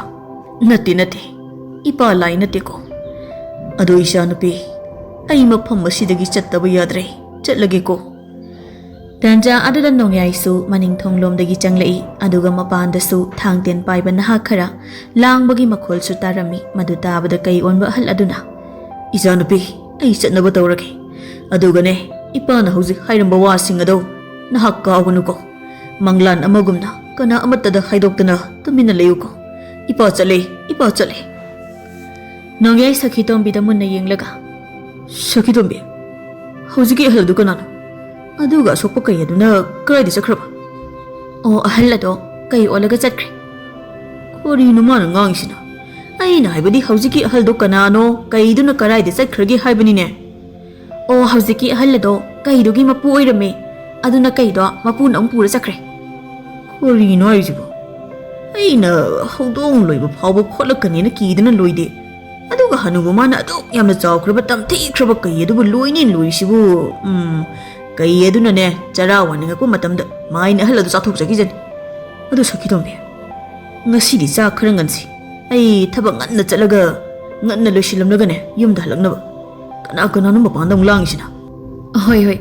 ꯆꯦꯡꯕꯨ ꯆꯔꯥ ꯐꯥꯔꯤꯕ꯭ꯔꯥ ꯑꯃꯨꯛꯇ ꯌꯦꯡꯈꯤꯒꯦ." ꯅꯣꯡꯌꯥꯏꯅ ꯃꯄꯥꯟꯗ ꯊꯣꯛꯇꯨꯅ ꯌꯦꯡꯂꯨꯕꯗꯗꯤ ꯃꯁꯛ ꯈꯪꯗꯕ ꯑꯇꯣꯞꯄ ꯈꯨꯟꯒꯤ ꯃꯁꯥ ꯃꯎ ꯐꯕ ꯅꯍꯥ ꯈꯔ ꯃꯈꯨꯠꯇ ꯊꯥꯡꯇꯦꯟ ꯄꯥꯏꯗꯨꯅ ꯀꯩ ꯑꯗꯨꯕు ꯊꯤꯔꯝꯃꯤ ꯑꯗꯨꯒ ꯈꯨꯜꯒꯤ ꯃꯤꯁꯤꯡꯁꯨ ꯏꯉꯛꯉꯛꯅ ꯂꯝꯕꯤꯗ ꯊꯣꯛꯇꯨꯅ ꯃꯁꯛ ꯈꯪꯗꯕ ꯅꯍꯥꯁꯤꯡ ꯑꯗꯨꯒꯤ ꯃꯇꯧꯗꯨ ꯌꯦꯡꯅꯔꯝꯃꯤ ꯃꯗꯨꯗ ꯅꯣꯡꯌꯥꯏꯅ ꯅꯍꯥꯁꯤꯡ ꯑꯗꯨꯗ "ꯏꯅꯥꯎꯁꯤꯡꯗꯤ ꯀꯔꯤ ꯈꯨꯟꯗꯩꯅꯣ ꯀꯔꯤ ꯇꯧꯕꯒ ꯌꯥꯎꯔꯒꯦ ꯅꯠꯇꯦ ꯊꯪꯅꯕ ꯂꯩꯕꯥꯛꯀ ꯑꯩꯈꯣꯏꯒ ꯂꯥꯟ ꯍꯧꯗꯣꯔꯕ ꯍꯥꯏ ꯋꯥꯅꯤ ꯅꯁꯥ ꯅꯎꯁꯤꯡꯁꯨ ꯂꯣꯏꯅ ꯐꯩ ꯅꯠꯇ꯭ꯔꯒ ꯅꯣꯏꯒꯤꯁꯤꯕꯨ ꯑꯩꯈꯣꯏꯒꯤ ꯈꯨꯜꯁꯤ ꯂꯧꯁꯟꯕ ꯂꯥꯛꯏꯕ꯭ꯔꯣ?" "ꯀꯔꯤꯅꯣ ꯏꯌꯥꯝꯕꯅ ꯉꯥꯡꯂꯤꯗꯨꯅ ꯑꯩꯈꯣꯏꯗꯤ ꯉꯔꯥꯡ ꯌꯥꯆꯪꯂꯛꯄꯗꯒꯤ ꯑꯁꯣꯛꯄ ꯀꯩ ꯑꯃ ꯀꯣꯏꯊꯤ ꯊꯤꯔꯛꯂꯤꯕꯅꯤꯅꯦ." ꯅꯍꯥ ꯑꯃꯅ ꯑꯃꯨꯛ "ꯏꯌꯥꯝꯕ ꯍꯣꯏꯒꯤ ꯈꯨꯜ ꯑꯁꯣꯝꯗ ꯆꯦꯟꯁꯤꯜꯂꯝꯗꯧꯕ ꯃꯥꯟꯕ ꯃꯁꯥꯗ ꯃꯆꯤꯟꯗ ꯍꯨ ꯇꯩꯔꯕ ꯂꯤꯔꯨꯡ ꯇꯦꯜ ꯑꯃꯁꯨ ꯄꯥꯟꯈ꯭ꯔꯕꯅꯤꯅꯦ ꯃꯗꯨꯒꯤ ꯀꯩꯗꯨꯕꯨ ꯐꯪꯂꯕꯗꯤ ꯃꯁꯥꯗꯨꯅ ꯑꯩꯈꯣꯏꯅ ꯆꯥꯔꯒ ꯀꯩ ꯑꯗꯨꯒꯤ ꯃꯋꯨꯟ ꯑꯗꯣ ꯀꯣꯅꯨꯡꯗ ꯏꯅꯤꯡꯊꯧꯗ ꯀꯠꯀꯦ ꯇꯧꯕꯅꯤ ꯁꯦꯡꯅ ꯍꯥꯏꯔꯕꯗ ꯑꯩꯈꯣꯏꯁꯤ ꯂꯩꯕꯥꯛ ꯑꯁꯤꯒꯤ ꯏꯅꯤꯡꯊꯧ ꯈꯥꯕꯒꯤ ꯇꯣꯈꯥꯏꯅ ꯌꯣꯛꯇꯨꯅ ꯊꯝꯕ ꯇꯝꯊꯤꯕ ꯂꯥꯟꯃꯤ ꯑꯃꯅꯤ ꯍꯥꯏꯕ ꯇꯥꯔꯦ ꯑꯗꯨꯒ ꯑꯩꯈꯣꯏꯒꯤ ꯂꯨꯆꯤꯡꯂꯤꯕ ꯏꯌꯥꯝꯕꯁꯤꯅ ꯑꯩꯈꯣꯏꯒꯤ ꯃꯔꯛꯇꯒꯤ ꯈ꯭ꯋꯥꯏꯗꯒꯤ ꯃꯁꯥ ꯃꯎ ꯐꯕ ꯋꯥꯡ ꯆꯥꯎꯔꯕ ꯃꯁꯛꯀ ꯐꯖꯈ꯭ꯔꯕ ꯏꯌꯥꯝꯕ ꯇꯣꯝꯆꯥꯁꯤꯅꯤ ꯏꯌꯥꯝꯕꯁꯤꯅ ꯉꯁꯤ ꯐꯥꯎꯕꯗ ꯍꯜꯂꯛꯂꯤꯕ ꯁꯥ ꯀꯩꯁꯤ ꯌꯥꯝꯈ꯭ꯔꯕꯖꯥꯠꯅꯤ ꯁꯦꯡꯅ ꯍꯥꯏꯔꯕꯗ ꯁꯥꯗꯥꯟꯕ ꯌꯥꯝꯅ ꯍꯩꯕ ꯃꯅꯝ ꯅꯝꯂꯒꯁꯨ ꯊꯤꯕ ꯉꯝꯕ ꯏꯌꯥꯝꯕ ꯇꯣꯝꯆꯥꯅꯤ ꯁꯥꯗꯤ ꯑꯔꯥꯏꯕꯅꯤ ꯑꯩꯈꯣꯏꯒꯤ ꯏꯅꯤꯡꯊꯧ ꯐꯥꯎꯕ ꯏꯌꯥꯝꯕ ꯇꯣꯝꯆꯥꯅ ꯌꯦꯛꯅꯕ ꯂꯥꯟꯃꯤꯗꯒꯤ ꯀꯟꯕꯤꯈ꯭ꯔꯤꯕꯅꯤꯅꯦ ꯑꯗꯨꯅ ꯏꯅꯤꯡꯊꯧꯒꯤꯗꯤ ꯏꯌꯥꯝꯕ ꯇꯣꯝꯆꯥꯁꯦ ꯈꯨꯠ ꯌꯦꯠꯀꯨꯝꯕꯅꯤ ꯇꯣꯝꯆꯥ ꯍꯥꯏꯔꯤꯕ ꯅꯨꯄꯥ ꯑꯗꯨꯅ ꯌꯥꯔꯦꯅꯦ ꯈꯔ ꯊꯥꯒꯠꯂꯗꯤ ꯑꯗꯣ ꯀꯩ ꯑꯗꯨ ꯍꯥꯟꯅ ꯐꯪꯅꯕ ꯊꯤꯁꯤ ꯀꯩ ꯑꯗꯨꯒꯤ ꯈꯨꯡꯒꯨꯜꯗꯣ ꯃꯐꯝ ꯁ꯭ꯋꯥꯏꯗꯅꯤ ꯃꯥꯡꯈ꯭ꯔꯤꯕꯁꯦ ꯑꯗꯨꯅ ꯇꯥꯛꯄꯗꯤ ꯀꯩ ꯑꯗꯨ ꯃꯐꯝ ꯁ꯭ꯋꯥꯏꯗ ꯁꯤꯔꯒ ꯂꯩꯔꯝꯕ ꯑꯃ ꯅꯠꯇ꯭ꯔꯒ ꯁꯣꯛꯇꯨꯅ ꯆꯠꯄ ꯉꯝꯗꯅ ꯀꯨꯜꯂꯒ ꯂꯩꯔꯝꯕ ꯑꯃ ꯁꯣꯏꯗꯅ ꯇꯧꯔꯝꯒꯅꯤ ꯑꯗꯨꯅ ꯐꯪꯅꯕ ꯊꯤꯁꯤ ꯅꯣꯡꯌꯥꯏꯅ ꯃꯣꯏꯅ ꯍꯥꯏꯔꯤꯁꯤꯕꯨ ꯉꯔꯥꯡ ꯑꯍꯤꯡ ꯑꯩꯈꯣꯏꯗ ꯑꯁꯣꯛꯄ ꯇꯦꯟꯅ ꯄꯥꯜꯂꯕ ꯀꯩ ꯑꯃ ꯆꯪꯂꯛꯄꯗꯨꯔꯅꯦ ꯑꯗꯨꯕꯨ ꯑꯩ ꯃꯣꯏꯗꯗꯤ ꯍꯥꯏꯗꯣꯛꯂꯔꯣꯏꯒꯦ ꯍꯣꯏ ꯑꯗꯨꯗꯤ ꯏꯅꯥꯎꯁꯥ ꯀꯩ ꯑꯗꯨ ꯐꯪꯅꯕ ꯊꯤꯌꯨꯀꯣ ꯈꯣꯡꯒꯨꯜ ꯅꯠꯇ꯭ꯔꯁꯨ ꯃꯅꯝ ꯅꯝꯂꯒ ꯊꯤꯌꯨ ꯇꯧꯕꯇꯕꯨ ꯃꯅꯤꯡ ꯃꯌꯥꯗꯗꯤ ꯃꯅꯝ ꯌꯥꯝ ꯀꯥ ꯍꯦꯟꯅ ꯅꯝꯂꯨꯅꯨ ꯌꯣꯡꯆꯥꯛ ꯄꯟꯊꯥꯅꯤꯅ ꯃꯅꯝꯗꯣ ꯑꯣꯟꯅ ꯇꯩꯅ ꯅꯝꯂꯛꯄꯁꯨ ꯌꯥꯏꯌꯦꯕ ꯏꯃꯨꯡꯗ ꯆꯪꯍꯧꯔꯒꯦ ꯊꯕꯛ ꯆꯠꯄ ꯊꯦꯡꯈ꯭ꯔꯅꯤ ꯑꯩ ꯇꯣꯝꯆꯥ ꯍꯥꯏꯔꯤꯕ ꯅꯍꯥ ꯑꯗꯨꯅ ꯉꯥꯏꯈꯣ ꯏꯌꯥꯝꯕ ꯌꯨꯝꯁꯤ ꯏꯌꯥꯝꯕꯒꯤ ꯌꯨꯝꯂꯥ ꯃꯥꯅꯤꯅꯦ ꯑꯩꯒꯤ ꯌꯨꯝꯅꯤꯅꯦ ꯑꯗꯣ ꯑꯩꯈꯣꯏꯗꯗꯤ ꯀꯩ ꯂꯩꯇꯦꯀꯣ ꯏꯇꯨꯒ ꯏꯆꯥ ꯑꯄꯤꯛꯄꯒ ꯑꯩꯈꯣꯏ ꯑꯍꯨꯝꯇꯅꯤ ꯌꯨꯝꯁꯤꯗ ꯂꯩꯔꯤꯁꯦ ꯑꯗꯨꯕꯨ ꯏꯌꯥꯝꯕꯒꯤ ꯊꯣꯡꯁꯤꯗ ꯁꯥꯡꯅ ꯈꯣꯠꯄꯒꯤ ꯗꯥꯛꯐꯝ ꯂꯩꯔꯤꯕꯁꯤꯗꯤ ꯀꯩꯒꯤ ꯈꯨꯖꯤꯟꯕꯃꯤꯅꯤ ꯁꯤꯅ ꯇꯥꯛꯄꯗꯤ ꯀꯩ ꯑꯗꯨ ꯉꯔꯥꯡ ꯑꯍꯤꯡ ꯏꯌꯥꯝꯕꯒꯤ ꯊꯣꯡꯁꯤꯗ ꯈꯣꯠꯂꯝꯃꯤ ꯇꯥꯛꯄꯅꯤ ꯏꯅꯥꯎꯁꯥ ꯀꯩ ꯑꯗꯨ ꯏꯔꯥꯞ ꯂꯥꯞꯅ ꯀꯩꯁꯨ ꯆꯠꯂꯝꯃꯣꯏ ꯑꯗꯨꯅ ꯐꯪꯅꯅꯕ ꯊꯤꯁꯤ ꯃꯗꯨꯒꯤ ꯀꯩ ꯑꯗꯨꯕꯨ ꯐꯪꯂꯕꯗꯤ ꯏꯅꯤꯡꯊꯧꯅ ꯑꯩꯈꯣꯏꯗ ꯆꯥꯎꯔꯕ ꯃꯅꯥ ꯃꯊꯨꯝ ꯃꯌꯥꯝ ꯑꯃ ꯄꯤꯔꯛꯀꯗꯧꯔꯤꯕꯅꯤꯀꯣ ꯍꯥꯏ ꯃꯗꯨꯒꯤ ꯀꯩ ꯑꯗꯣ ꯑꯔꯥꯏꯕ ꯑꯆꯝꯕ ꯀꯩꯅ ꯇꯤꯟꯅꯣꯏꯕ ꯅꯣꯡꯌꯥꯏꯅ ꯑꯔꯥꯏꯕ ꯑꯆꯝꯕ ꯀꯩ ꯅꯠꯇꯦ ꯍꯥꯏꯔꯤꯁꯤꯕꯨ ꯀꯔꯝꯕ ꯃꯈꯜꯒꯤ ꯀꯩꯅꯣꯅꯦ ꯏꯅꯥꯎ ꯏꯕꯨꯡꯉꯣ ꯀꯩꯒꯤ ꯀꯩ ꯆꯞ ꯃꯥꯟꯅꯕꯗꯨꯕꯣ ꯑꯗꯨꯗꯤ ꯑꯩꯈꯣꯏꯁꯨ ꯈꯪꯗꯦ ꯏꯅꯤꯡꯊꯧꯅ ꯍꯥꯏꯕꯅꯤ ꯁꯦꯡꯅ ꯍꯥꯏꯔꯕꯗ ꯏꯅꯤꯡꯊꯧꯒꯤ ꯀꯣꯅꯨꯡꯗ ꯊꯝꯂꯤꯕ ꯃꯇꯤꯛ ꯃꯌꯥꯏ ꯂꯩꯔꯕ ꯑꯃꯥꯏꯕꯤ ꯆꯥꯎꯕꯤꯇꯣꯟꯒꯤ ꯂꯩꯐꯥꯎ ꯑꯃꯗꯒꯤ ꯏꯅꯤꯡꯊꯧꯅ ꯀꯩ ꯑꯗꯣ ꯍꯤꯡꯅ ꯑꯣꯏꯒꯦꯔꯥ ꯁꯤꯅꯕꯨ ꯑꯣꯏꯒꯦꯔꯥ ꯐꯪꯅꯕ ꯊꯤꯔꯛꯎ ꯃꯅꯥ ꯃꯊꯨꯝ ꯃꯌꯥꯝ ꯑꯃ ꯄꯤꯅꯦꯅ ꯑꯩꯈꯣꯏꯗ ꯍꯥꯏꯔꯤꯕꯅꯤꯅꯦ ꯑꯗꯨꯒ ꯑꯩꯈꯣꯏꯅ ꯍꯧꯖꯤꯛ ꯍꯥꯏꯔꯤꯕ ꯀꯩ ꯑꯗꯣ ꯑꯇꯩ ꯀꯩꯒ ꯌꯥꯝꯅ ꯈꯦꯠꯅꯕꯅꯤ ꯎꯔꯒ ꯈꯪꯒꯅꯤ ꯑꯗꯣ ꯏꯌꯥꯝꯕꯒꯤ ꯏꯃꯨꯡꯗꯒꯗꯤ ꯂꯩꯇꯦꯀꯣ ꯑꯩꯒꯤ ꯏꯃꯨꯡꯗꯗꯤ ꯀꯩ ꯑꯗꯨꯕꯨ ꯃꯇꯧ ꯀꯔꯝꯅ ꯂꯩꯗꯣꯏꯅꯣꯅꯦ ꯎꯆꯦꯛꯁꯨ ꯅꯠꯇꯅ ꯍꯣꯏ ꯎꯇꯤꯟ ꯃꯇꯩ ꯃꯅꯥꯎ ꯑꯅꯤꯗꯤ ꯂꯩꯕꯅꯤ utin doina phagi phabikro utin leidana yumgi dari singse makul hutpada khang lakwa ngamdre manam namarol namthiriba aduna oiramni hui hawdonu phabu utin jajisi naha amana iyamba tomsa kai oina thisi iyamba si on sinaraga matam yamang nam tomchana hoi kai edu phangnaba thidaba yadabani nongyaina thiyo ining thawna ngarangi kaidu pharaga purakpada mana matham mayam ama bini khanglamadi aina ngarangi kaidu halaga ining thawda dum piramba yabajani adu ordi aisu ina khundana nungaiba nungyai hedu oiramladabani ni adubu kai adugi mapuna pukhrabani na phanglaroi mapudu kaidinu haiba aigi nupi sakhi tomgidi khanglamgani adudi ai sakhi tombiga wari sanaruge Nongyaini imungda changduna sakhi tombida kai adugi matangda wari sarami adubu sakhi tombina nongyaida phajana khumlaktabana nongyai chakchaba toklaga thabak chatkirami asamna sum haukhibana chahi kharagi matungdadi leibak adugi ningthau khaba masamang yauna amaibi chawbi tomba puduna kai adu koithi thiba chatlami aduga kai adubu phaba hatba ngamba mida ningthauna asauba mana mathum kaya pini haina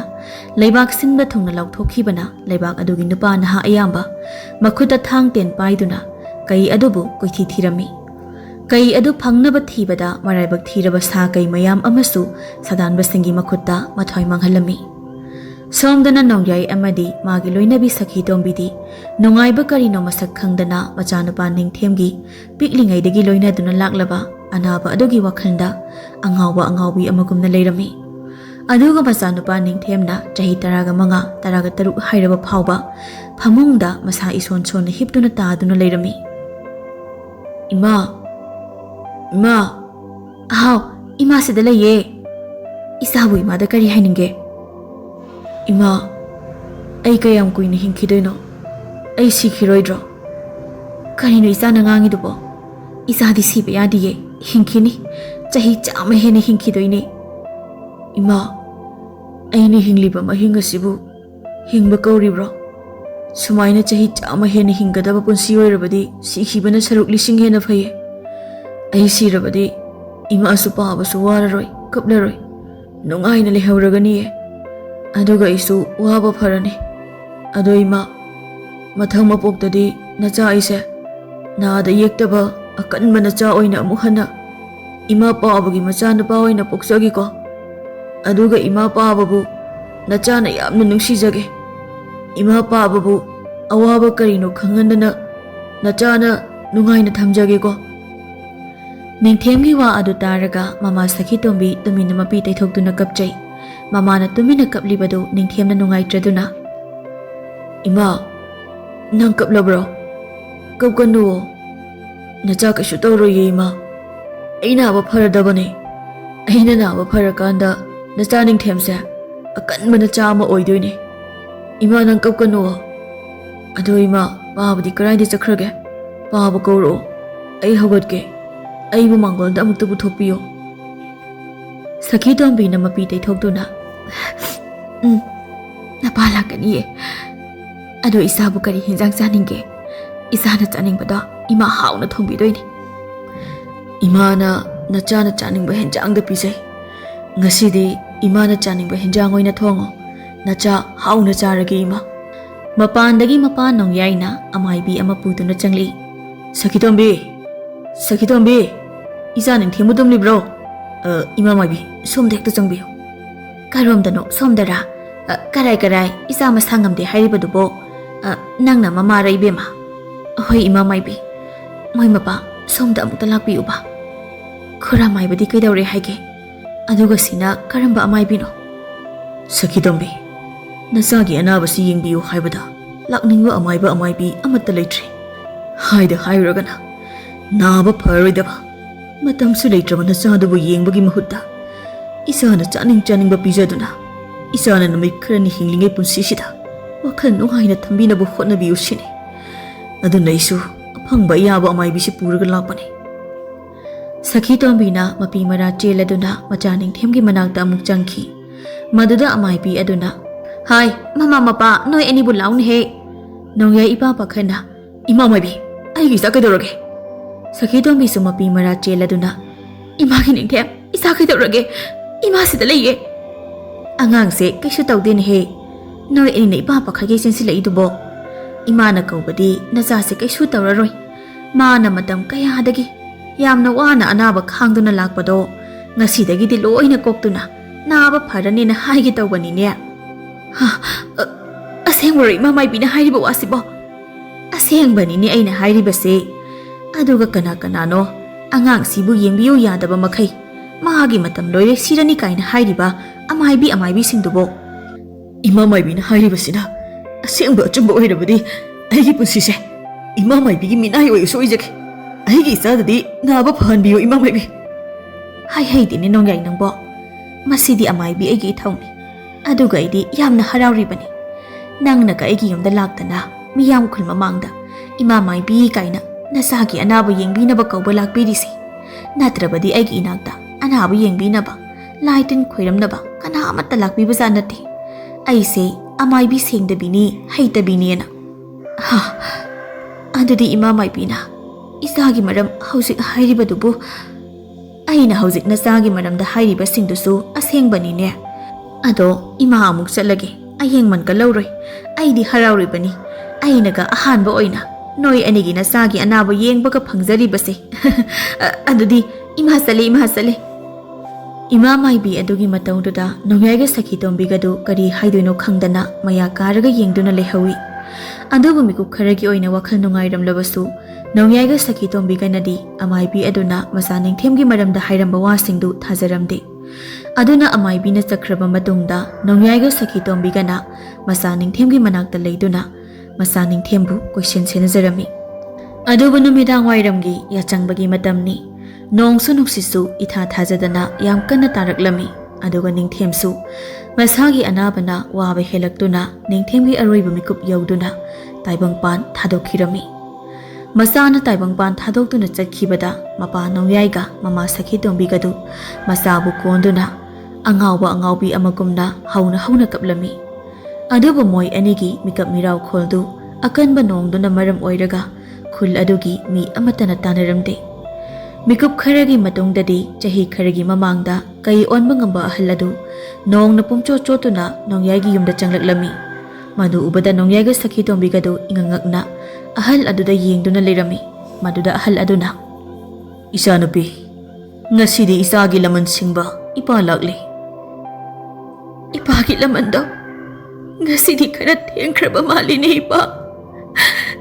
aigi isanig themna mama ibu thadoklamlaga asi leibakta chatkrabada mama ina ipagi kari lamalamok mathau taribake hoy ipana laman singba pamlabadi ipana kai onduna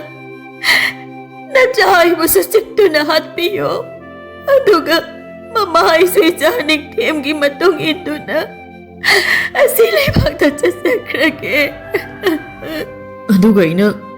yumate pasida ithanda kari tawraga lehau haibana sakhi tombe sirabasu aiga siminase ichagi manakta punna chamina sine sakhi tombe aduga hal nangi kaido leibaga sigi miyamna phana ba koi thi thiribani ko karaida no lapna puraga losakhuko ipagi ningthem ipa nei chagi maning chuktung ek thungan mangam khidida ko onthona na paigi thamoi se pen khitreda aduga sagi mai biduna aigi sagi wabagi nabagi matam loire aduna hausikti naba pharani masa kalani kaina chinthi bi amai bi sakthi bi do moi papa amai bi aduna hairamli ba wasing do chambaga tene yego ichanik themsi waba naba phaduna lairam lenda tin krabane aduna hausikti sase ima hinaye ima yawaye hai bai chagi khonjel do amana taba panglero ye moi papa sakhi tombe ai bu kari hai sige ipahinik the nangi ima pabana wari ba kamli basita da bro tarabadi bawa ima haina kauduna amuk halak ko ni ipaginik the Nongyay amadi sakhi tombi moi anigi mataududa kai onba ahal adu ikhang khangaudana chauraba kai amu olaklami aduga ningthemgi manangta tapna changlaktuna ningthemgi masada kai adugi marei aduna sangna leklami madu ubada nongyay na kaino sakhi tombi kai asina igi isa ningthemna tawribasibo hel nangi kai ase karige agi yumda puraklibano agi isa ningthemse nangi kai ase da pizza gina puraklibro hel sakhi tombi ahal adu kauduna magi kai ase puhan ko si agi isa saba yaruye chage hairabasu mapa ai chawo isadi saba yaruye sakhi tombi na kai adu da munna yenglaga ipa nang igi isa da tawribadu karino madura aina ipagi thawai kanbiki bagi laman haibado maduna ipagi laman singbo hoirabadi mama aibasu napuktan na chabiyo se aibasu sabiyo ipa sakhi tombi kaya sinibani isa ningthemgi mangaksamda chikrine yo ngasidi khangare mapusu kaisu nongre ena punna hatkane sakhi tombi singjang ai longlu karai dele hewe khangari dana ngaside nongyay na kai adu hanaba longlo ba thokringai kai adu na ningthemgi mangaksamda yakhul tana I thongna chiklamlaga ishanupi kapkano nangi na sanupasi ipa na ngasidi akanba masama uphaba amuk khana sunnararoidaba mapok anauba ama amuk khana ipa na pokpirabani ko aduga ipagi laman sukoklabani ko adudi ipa amuk chalaki adugane ngasisu nangi napuroibada aigi maramda karimata haiganu ko nangi napuroiba ase mabuk phai adubu pangi ko adudi ipa chale ko nasanu padu kaigi mapokni aduna maya thaugani matik mayai leigani ko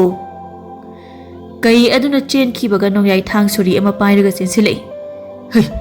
kai chakre sakhi tombi mabuk da thang suri asna thilga hatkene sakhi tombi kai ga hala duka karai de chakragi haibani ne nangna tumina sum leidubo isa ningthemdu kai aduna sathokhrabro aduga long aduna karai de lege thiba supong phangdine nongyai na nganglibadu tadaba makhai sakhi tombi masanapa ningthemgi mangaksamda kai aduna chiklamba mafam aduda munna yengduna lei kai aduna chiklamba kaigi yakhul taraba mafam adu tapna hanagum pharaktuna mikup amagi matungda ningthem sor sangna holaga mami khangpang pangthoraklami madu ubada sakhi tombi yam harauna moi mapa isa ningthem amo halakle mama agi nakta isa amo hale imagi ningthem imasida leye moi mapa lawo nasase amti hengu lawo aigi sakhi tombi si isagi wakilda ingondagi hana ngaurabako sakhi tombi kari matauno ni ngasi igi imungda tholiba awabasibo ipagi ningthem ipana kauribasi amukta khumuni ipagi ningthem baba nasana ba phari baba lawo baba nasa kaisu tawdre masa ningthemgi makhola da tabada nongyai khangbre khangladuna phagibo dum haina kanana tawnagi sakhi tombi ai bu gidoira haraudoiro ai kinum tawri sakhi tombi nasana pana mukhana paba haina kaurakliba mapa nang haraudro karigi ki pham thoke lawo nasana pase ngasai yoki amai biduna hairambado chamdoira kinum tawre tu nasagi masaka se khupha sadre haiba ha asenbrani sakhi tombi nang haiduba isagi mamit sisu haudong amubigi mamit ka chap manarina adu sakhi tombi nang aigi sa ningthem sibu sili baktagi atopa mi amagi thawai laurgam halakli bazalami atopagi thawai oigira atopagi haksang oigira isana masama upana amu hinkalak pasimu nungai ba ani suna leitre adu ipagi ningthem phamungdagi kumtharaga chatpa ngambra haibadamadi amta yengune baba chatpada nate chenba phawba ngamdobu male aduna nacha amukta phamungdagi kumtharaga yengjaki baba ima nasagi haksangse onthokna nungai khreda anaba nungai taba amata leitraba male adudi ima baba nasa mapanda amta thoke ko hai nongkana tarini pagi ningthem sakhi tombi nasa no pasi akan manong mara sida khangchen ching khreni sakhi tombi hai ningthem ꯅꯤꯡꯊꯦꯝ ꯅꯣꯡ ꯆꯣꯠꯇꯅ ꯅꯥꯕ ꯑꯃꯨꯛ ꯇꯥꯔꯦꯅꯦ ꯏꯍꯦ ꯑꯣꯟꯊꯣꯛ ꯌꯥꯡꯅ ꯍꯦꯛ ꯆꯦꯟꯈꯤꯗꯀꯣ ꯃꯤꯠꯅ ꯀꯨꯞꯄꯗ ꯂꯩꯔꯝꯗ꯭ꯔꯦꯕ ꯉꯁꯤꯒꯤ ꯌꯥꯝ ꯊꯥꯖꯗꯕ ꯑꯉꯛꯄ ꯊꯧꯗꯣꯛꯁꯤꯡ ꯑꯁꯦ ꯃꯃꯥ ꯁꯈꯤꯇꯣꯝꯕꯤꯗꯤ ꯀꯩ ꯑꯣꯟꯕ ꯉꯝꯕ ꯂꯥꯏꯒꯨꯝꯂꯕ ꯃꯇꯤꯛ ꯃꯌꯥꯏ ꯂꯩꯕ ꯑꯍꯜ ꯑꯗꯨꯅꯅꯤ ꯍꯥꯏꯕ ꯈꯪꯕꯅꯤꯅ ꯍꯧꯖꯤꯛꯇꯤ ꯃꯆꯥ ꯅꯤꯡꯊꯦꯝꯒꯤꯗꯃꯛ ꯑꯋꯥꯕ ꯄꯥꯈꯠꯄ ꯑꯃꯠꯇ ꯂꯩꯈꯤꯗ꯭ꯔꯦ ꯑꯁꯨꯝꯅ ꯅꯨꯃꯤꯠ ꯈꯔꯅꯤ ꯍꯧꯈ꯭ꯔꯦ ꯍꯧꯖꯤꯛꯇꯤ ꯅꯤꯡꯊꯦꯝ ꯃꯄꯥꯡꯒꯜ ꯈꯨꯀꯟ ꯆꯥꯗꯕꯇ ꯅꯠꯇꯅ ꯆꯦꯟꯕ ꯆꯣꯡꯕꯗꯁꯨ ꯀꯩꯒꯨꯝꯅ ꯌꯥꯡꯕ ꯃꯃꯤꯠ ꯃꯅꯥ ꯁꯤꯡꯕ ꯀꯩꯒꯨꯝꯅ ꯁꯤꯡꯕ ꯑꯗꯨꯅ ꯅꯨꯃꯤꯗꯥꯡꯗ ꯎꯕ ꯉꯝꯕꯒꯤ ꯃꯇꯤꯛ ꯃꯌꯥꯏꯁꯨ ꯅꯤꯡꯊꯦꯝꯗ ꯌꯥꯎꯖꯔꯝꯃꯤ ꯁꯣꯝꯗꯅ ꯅꯤꯡꯊꯧ ꯈꯥꯕꯒꯤ ꯃꯍꯩ ꯍꯩꯕꯤ ꯑꯃꯥꯏꯕꯤ ꯆꯥꯎꯕꯤꯇꯣꯟꯅ ꯂꯝꯕꯤꯗ ꯁꯒꯣꯜ ꯇꯣꯡꯗꯨꯅ ꯆꯠꯅ ꯂꯥꯏꯐꯥꯎ ꯑꯃꯨꯛ ꯐꯥꯎꯊꯔꯛꯂꯝꯃꯤ ꯆꯥꯎꯕꯤꯇꯣꯟꯒꯤ ꯂꯥꯏꯐꯥꯎ ꯑꯗꯨꯅ ꯅꯤꯡꯊꯧ ꯈꯥꯕꯕꯨ ꯍꯦꯟꯅ ꯍꯔꯥꯎꯕ ꯑꯉꯛꯄ ꯑꯃꯁꯨ ꯐꯥꯎꯔꯝꯃꯤ ꯑꯃꯥꯏꯕꯤ ꯆꯥꯎꯕꯤꯇꯣꯟꯒꯤ ꯂꯥꯏꯐꯥꯎ ꯑꯗꯨꯗꯤ ꯂꯩꯕꯥꯛ ꯑꯁꯤꯗ ꯃꯤꯅ ꯀꯩ ꯑꯣꯟꯕ ꯉꯝꯕ ꯀꯩ ꯑꯅꯤ ꯁꯨꯔꯦ ꯀꯩ ꯑꯅꯤꯁꯤꯕꯨ ꯅꯤꯡꯊꯧꯅ ꯍꯥꯠꯇꯨꯅ ꯏ ꯊꯛꯄ ꯉꯝꯂꯕꯗꯤ ꯅꯤꯡꯊꯧꯒꯤ ꯍꯛꯆꯥꯡ ꯄꯥꯡꯒꯜ ꯑꯁꯤ ꯃꯤ 100ꯒ ꯀꯟꯕ ꯃꯥꯟꯅꯔꯒꯅꯤ ꯑꯗꯨꯒ ꯀꯩ ꯑꯅꯤꯃꯛꯀꯤ ꯏ ꯊꯛꯄ ꯉꯝꯂꯕꯗꯤ ꯁꯤꯕ ꯅꯥꯏꯗꯕ ꯀꯩ ꯑꯣꯟꯕꯁꯨ ꯉꯝꯕ ꯃꯇꯤꯛ ꯃꯌꯥꯏ ꯂꯩꯕ ꯃꯤ ꯑꯃ ꯑꯣꯏꯅꯤ ꯍꯥꯏꯕ ꯑꯁꯤꯅꯤ ꯑꯗꯨꯅ ꯑꯃꯥꯏꯕꯤ ꯆꯥꯎꯕꯤꯇꯣꯟꯒꯤ ꯂꯥꯏꯐꯥꯎ ꯑꯗꯨ ꯍꯦꯛ ꯇꯥꯕꯒ ꯍꯥꯟꯅꯒꯨꯝꯅ ꯅꯤꯡꯊꯧ ꯈꯥꯕꯅ ꯃꯥ ꯈꯛ ꯅꯠꯇꯅ ꯃꯤ ꯑꯃꯠꯇ ꯈꯪꯍꯜꯂꯝꯗꯦ ꯀꯔꯤꯒꯨꯝꯕ ꯁꯣꯏꯗꯅ ꯑꯃꯥꯏꯕꯤ ꯆꯥꯎꯕꯤꯇꯣꯟꯒꯤ ꯂꯥꯏꯐꯥꯎ ꯑꯗꯨꯕꯨ ꯇꯥꯈꯤꯕ ꯈꯪꯈꯤꯕ ꯂꯥꯟꯃꯤ ꯌꯥꯎꯔꯒꯅ ꯅꯤꯡꯊꯧꯅ ꯂꯥꯟꯃꯤ ꯑꯗꯨꯕꯨ ꯈꯨꯗꯛꯇ ꯍꯥꯠꯇꯨꯅ ꯃꯔꯥꯜ ꯑꯃ ꯄꯤꯁꯤꯟꯗꯨꯅ ꯂꯥꯟꯃꯤ ꯑꯇꯩꯕꯨꯁꯨ ꯀꯤꯍꯜꯂꯝꯃꯤ ꯑꯗꯨꯅ ꯄꯥꯎ ꯅꯨꯡꯉꯥꯏꯕ ꯑꯗꯨꯒꯤꯗꯃꯛ ꯅꯤꯡꯊꯧ ꯈꯥꯕꯅ ꯑꯃꯥꯏꯕꯤ ꯆꯥꯎꯕꯤꯇꯣꯟꯗ ꯁꯅꯥ ꯈꯥꯎꯖꯥꯎ ꯄꯤꯔꯝꯃꯤ ꯑꯗꯨꯒ ꯍꯧꯖꯤꯛ ꯈ꯭ꯋꯥꯏꯗꯒꯤ ꯂꯩꯕꯥꯛ ꯑꯁꯤꯗ ꯁꯣꯛꯂꯤꯕꯁꯦ ꯀꯩ ꯑꯗꯨꯕꯨ ꯊꯤꯗꯨꯅ ꯍꯥꯠꯅꯕ ꯍꯣꯠꯅꯕꯗ ꯑꯇꯩ ꯁꯥ ꯀꯩ ꯃꯌꯥꯝ ꯑꯃ ꯍꯥꯠꯄ ꯆꯥꯊꯣꯛꯄ ꯑꯃꯗꯤ ꯎꯃꯪ ꯋꯥꯃꯪ ꯃꯩ ꯊꯥꯕ ꯌꯥꯟꯊꯠꯄꯁꯤꯅꯤ ꯃꯁꯤꯒꯤ ꯃꯔꯝꯗꯤ ꯀꯩ ꯑꯣꯟꯕ ꯉꯝꯕ ꯂꯩꯕꯥꯛ ꯑꯗꯨꯒꯤ ꯆꯤꯡ ꯃꯥꯟ ꯄꯥꯠ ꯇꯨꯔꯦꯜ ꯉꯥꯛꯂꯤꯕ ꯀꯩ ꯑꯣꯟꯕ ꯉꯝꯕ ꯑꯍꯜ ꯑꯗꯨꯅꯤ ꯑꯗꯨꯅ ꯑꯍꯜ ꯑꯗꯨ ꯂꯩꯕꯥꯛ ꯑꯗꯨꯒꯤ ꯈ꯭ꯋꯥꯏꯗꯒꯤ ꯋꯥꯡꯂꯤꯕ ꯆꯤꯡꯗꯣꯜ ꯑꯗꯨꯒꯤ ꯃꯇꯣꯟꯗ ꯂꯦꯞꯇꯨꯅ ꯃꯄꯤ ꯃꯔꯥ ꯆꯦꯟꯗꯨꯅ ꯀꯞꯇꯨꯅ ꯂꯩꯔꯝꯃꯤ ꯇꯥꯏꯕꯪ ꯁꯦꯝꯕ ꯃꯄꯨ ꯃꯥꯅ ꯂꯩꯕꯥꯛ ꯑꯁꯤꯒꯤ ꯐꯤꯕꯝ ꯀꯥꯏꯗꯅ ꯉꯥꯛ ꯁꯦꯟꯅ ꯊꯝꯅꯕ ꯆꯍꯤ ꯆꯥ ꯀꯌꯥꯗꯒꯤ ꯁꯤꯟꯅꯔꯛꯂꯤꯕ ꯑꯩꯒꯤ ꯊꯧꯗꯥꯡ ꯑꯁꯦ ꯉꯁꯤꯗꯤ ꯀꯩꯁꯨ ꯅꯠꯇꯕ ꯅꯤꯡꯊꯧ ꯑꯃꯒꯤ ꯃꯈꯨꯠꯇ ꯃꯥꯏꯊꯤꯗꯧꯔꯕ꯭ꯔꯅꯦ ꯑꯩꯅ ꯍꯥꯟꯅꯒꯨꯝꯅ ꯅꯍꯥ ꯑꯣꯏꯗꯨꯅ ꯏꯄꯥꯡꯒꯜ ꯀꯜꯂꯤꯉꯩ ꯏꯇꯤꯛ ꯏꯌꯥꯏ ꯂꯩꯔꯤꯉꯩ ꯃꯇꯝꯗꯨ ꯑꯣꯏꯔꯝꯂꯕꯗꯤ ꯐꯩꯗꯣ ꯑꯗꯨꯕꯨ ꯍꯧꯖꯤꯛꯇꯤ ꯑꯩꯁꯨ ꯑꯍꯜ ꯑꯣꯏꯔꯦ ꯏꯄꯥꯡꯒꯜ ꯁꯣꯜꯂꯦ ꯌꯦꯛꯅꯕꯒ ꯃꯥꯌꯣꯛꯅꯗꯨꯅ ꯂꯥꯟꯊꯦꯡꯅꯕꯁꯨ ꯉꯝꯗ꯭ꯔꯦ ꯑꯗꯨꯕꯨ ꯑꯩꯒꯤ ꯊꯋꯥꯏ ꯑꯁꯤ ꯊꯥꯔꯕꯁꯨ ꯊꯥꯅ ꯑꯩꯒꯤ ꯊꯧꯗꯥꯡꯗꯤ ꯄꯥꯡꯊꯣꯛꯇꯕ ꯌꯥꯗꯦ ꯅꯠꯇ꯭ꯔꯕꯗꯤ ꯃꯄꯨ ꯃꯥꯅ ꯁꯦꯝꯕꯤꯕ ꯐꯖꯔꯕ ꯃꯥꯂꯦꯝ ꯑꯁꯤ ꯃꯨꯠꯄ ꯇꯥꯔꯦ ꯑꯗꯨꯒ ꯀꯔꯤꯒꯨꯝꯕ ꯑꯩ ꯑꯁꯦ ꯅꯤꯡꯊꯧ ꯈꯥꯕ ꯑꯃꯗꯤ ꯃꯥꯒꯤ ꯃꯅꯥꯏ ꯑꯣꯏꯔꯤꯕꯤ ꯃꯍꯩ ꯍꯩꯕꯤ ꯑꯃꯥꯏꯕꯤ ꯃꯣꯏ ꯑꯅꯤꯒꯤ ꯃꯈꯨꯠ ꯆꯟꯈ꯭ꯔꯕꯗꯤ ꯀꯝꯗꯧꯕ ꯑꯩꯕꯨ ꯍꯥꯠꯇꯨꯅ ꯑꯩꯒꯤ ꯏ ꯑꯁꯦ ꯃꯄꯨꯛꯆꯦꯜ ꯄꯤꯛꯄ ꯇꯨꯡꯒꯤ ꯈꯟꯗꯕ ꯅꯤꯡꯊꯧ ꯃꯥꯅ ꯊꯛꯈ꯭ꯔꯕꯗꯤ ꯂꯩꯕꯥꯛ ꯑꯁꯤ ꯃꯥꯡ ꯇꯥꯛꯄ ꯑꯋꯥꯕ ꯅꯠꯇꯅ ꯀꯔꯤꯁꯨ ꯂꯩꯔꯣꯏꯀꯣ ꯑꯗꯨꯕꯨ ꯑꯩ ꯆꯦꯟꯕꯗꯤ ꯌꯥꯗꯦ ꯍꯧꯖꯤꯛ ꯑꯩꯕꯨ ꯐꯥꯒꯗꯕꯒꯤ ꯍꯥꯠꯀꯗꯕꯒꯤ ꯊꯤꯔꯤꯕ ꯑꯄꯪꯕ ꯃꯤꯑꯣꯏꯁꯤꯡ ꯑꯁꯤꯅ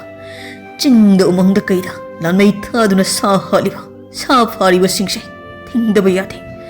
ꯁꯥ ꯀꯩ ꯎꯃꯪ ꯋꯥꯃꯪ ꯑꯩꯅ ꯀꯟꯗꯕ ꯌꯥꯗꯦ ꯀꯩ ꯑꯣꯟꯕ ꯉꯝꯕ ꯑꯍꯜ ꯑꯗꯨꯅ ꯋꯥꯡꯂꯕ ꯆꯤꯡ ꯑꯗꯨꯗꯒꯤ ꯀꯨꯝꯊꯔꯛꯂꯝꯃꯤ ꯑꯗꯨꯒ ꯁꯥꯗꯥꯟꯕ ꯃꯤꯑꯣꯏ ꯈꯔꯒꯤ ꯃꯅꯥꯛꯇ ꯍꯥꯟꯅ ꯃꯤ ꯑꯣꯟꯗꯨꯅ ꯆꯠꯂꯝꯃꯤ ꯅꯍꯥ ꯈꯔ ꯂꯥꯟꯃꯩ ꯊꯥꯒꯤ ꯇꯧꯔꯤꯕꯁꯤ ꯍꯥꯟꯅ ꯊꯤꯡꯗꯨꯅ ꯌꯦꯡꯂꯒꯦ ꯍꯥꯏ ꯏꯆꯥ ꯁꯥ ꯀꯔꯤꯒꯤꯅꯣ ꯅꯣꯏꯅ ꯆꯤꯡ ꯑꯁꯤꯗ ꯂꯥꯟꯃꯩ ꯊꯥꯒꯤ ꯇꯧꯔꯤꯕ ꯑꯗꯨꯕꯣ ꯃꯩꯗꯨ ꯃꯨꯊꯠꯂꯨꯅꯦ ꯏꯆꯥ ꯁꯥ ꯅꯍꯥ ꯑꯃꯅ ꯀꯔꯤꯒꯤꯅꯣ ꯑꯍꯜ ꯅꯪꯅ ꯑꯩꯈꯣꯏꯅ ꯇꯧꯕ ꯊꯕꯛꯇ ꯊꯤꯡꯂꯤꯕꯗꯤ ꯆꯤꯡ ꯑꯁꯤꯕꯨ ꯑꯍꯜꯒꯤꯔꯣ ꯅꯍꯥ ꯑꯃꯅ ꯑꯃꯨꯛ ꯁꯤꯒꯤ ꯑꯍꯜꯁꯤꯒꯤ ꯃꯃꯤꯠꯁꯤ ꯀꯩꯅꯣꯝ ꯇꯧꯗ꯭ꯔꯣ ꯁꯥ ꯃꯃꯤꯠꯀ ꯃꯥꯟꯗ꯭ꯔꯣ ꯅꯣꯏꯅ ꯆꯤꯡ ꯑꯁꯤ ꯃꯩ ꯊꯥꯔꯕꯗꯤ ꯆꯤꯡ ꯑꯁꯤꯗ ꯍꯧꯔꯤꯕ ꯎ ꯋꯥꯁꯤꯡ ꯑꯁꯦ ꯂꯣꯏꯅ ꯃꯩꯅ ꯆꯥꯛꯇꯅ ꯇꯨꯝꯅ ꯃꯥꯡꯂꯒꯅꯤꯅꯦ ꯌꯦꯡꯉꯣ ꯂꯩꯕꯥꯛ ꯑꯁꯤꯗ ꯅꯣꯏꯒꯨꯝꯕ ꯃꯤꯑꯣꯏ ꯀꯌꯥꯅ ꯎꯃꯪ ꯋꯥꯃꯪ ꯆꯤꯡ ꯀꯌꯥ ꯑꯁꯤ ꯃꯩ ꯊꯥꯕꯗꯒꯤ ꯎ ꯋꯥ ꯂꯣꯏꯅ ꯁꯤꯗꯨꯅ ꯀꯣꯛꯂꯤꯕꯁꯦ ꯁꯨꯃꯥꯏꯅ ꯁꯨꯝ ꯇꯧꯔꯕꯗꯤ ꯑꯩꯈꯣꯏ ꯃꯤꯑꯣꯏꯕꯁꯨ ꯅꯣꯡꯃ ꯅꯠꯇ꯭ꯔꯒ ꯅꯣꯡꯃꯗꯤ ꯁꯣꯔ ꯍꯣꯟꯅꯅꯕ ꯅꯨꯡꯁꯤꯠ ꯂꯩꯇꯗꯨꯅ ꯂꯣꯏꯅ ꯁꯤꯔꯒꯅꯤꯅꯦ ꯑꯗꯨꯒ ꯅꯣꯡꯖꯨ ꯅꯨꯡꯁꯥ ꯆꯥꯡ ナꯏꯗꯗꯨꯅ ꯏꯀꯪ ꯊꯣꯛꯂꯅꯤ ꯊꯛꯅꯕ ꯏꯁꯤꯡ ꯐꯪꯂꯔꯣꯏ ꯃꯍꯩ ꯃꯔꯣꯡꯁꯨ ꯄꯥꯜꯂꯔꯣꯏ ꯑꯗꯨꯅ ꯅꯍꯥꯁꯤꯡ ꯑꯗꯨꯅ ꯑꯍꯜ ꯑꯗꯨꯒꯤ ꯋꯥ ꯃꯔꯛ ꯊꯠꯇꯨꯅ ꯑꯗꯨꯅꯗꯤ ꯀꯩꯅꯣ ꯑꯍꯜ ꯑꯗꯨꯒ ꯑꯩꯈꯣꯏꯅ ꯆꯤꯡ ꯑꯁꯤꯗ ꯂꯥꯟꯃꯩ ꯊꯥꯔꯒ ꯁꯥ ꯀꯩꯁꯤꯡ ꯑꯁꯤ ꯃꯐꯝ ꯑꯃꯗ ꯄꯨꯂꯞ ꯍꯣꯏꯗꯔꯒ ꯐꯥꯒꯦ ꯇꯧꯕ ꯃꯁꯤ ꯑꯍꯜ ꯅꯪꯅ ꯉꯥꯡꯂꯤꯕꯗꯨꯒ ꯀꯔꯤ ꯆꯥꯟꯅꯔꯤꯒꯦ ꯆꯠꯈ꯭ꯔꯣ ꯌꯥꯝ ꯊꯨꯅ ꯑꯉꯥꯎꯕꯔꯁꯨ ꯈꯪꯗꯦ ꯑꯗꯨꯒ ꯑꯩꯈꯣꯏꯒꯤ ꯂꯩꯕꯥꯛ ꯑꯁꯤꯒꯤ ꯅꯤꯡꯊꯧ ꯈꯥꯕꯅ ꯀꯩ ꯑꯗꯨ ꯐꯥꯅꯕ ꯍꯣꯠꯅꯕꯗ ꯇꯧꯅꯤꯡꯕ ꯇꯧꯅ ꯑꯌꯥꯕ ꯄꯤꯔꯤꯁꯦ ꯅꯪ ꯈꯪꯗ꯭ꯔꯣ ꯀꯩ ꯑꯗꯨ ꯐꯥꯕꯗ ꯅꯤꯡꯊꯧꯅ ꯑꯩꯈꯣꯏꯗ ꯁꯅꯥ ꯈꯧꯖꯥꯎꯅꯤꯅ ꯄꯤꯔꯤꯁꯦ Hai,